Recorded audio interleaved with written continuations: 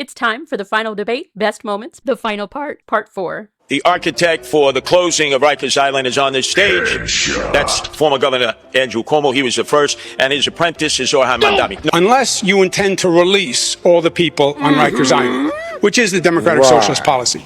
You're familiar with the idea that a law is passed, it's supposed to be followed, even if it's difficult, even if the timeline is screwed up, even if the money's not there. Yeah. There is no one on this stage that is saying that.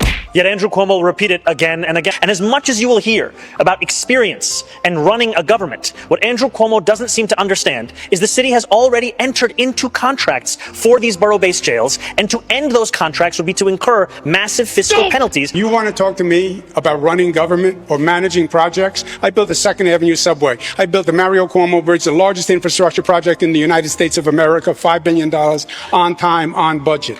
2nd Avenue subway, Moynihan train hall. Of course there's costs incurred. The question is going to be, how much more does it cost to finish the jail, and are you better off cutting your losses? You will hear from Andrew Cuomo about his experience as if the issue is that we don't know about it. The issue is that we have all experienced your experience.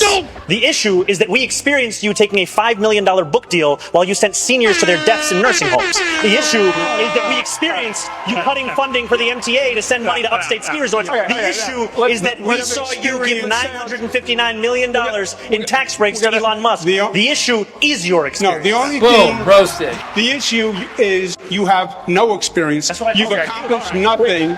You haven't proposed a bill on anything, and you still haven't said if you'll close Rikers in 2027. Electricity rates are too high to pay because of you, Andrew. Just yes or no. You know what you're talking about. So if Zoran Mandami deals with fantasy, not reality. Zoran does have socialist theory colliding with practical reality.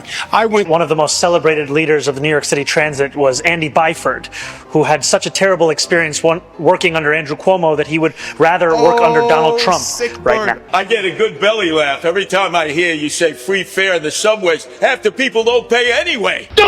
I've taken the subway almost every day of my life since I was 5. The worst time was the summer of 2017, the summer of hell, Andrew Cuomo, when you were running the subway system as the head of the MTA. I don't trust you with anything to do with why would... Okay. Last question. Can you name one thing that New York got right during the COVID crisis? He didn't get anything right during the COVID crisis.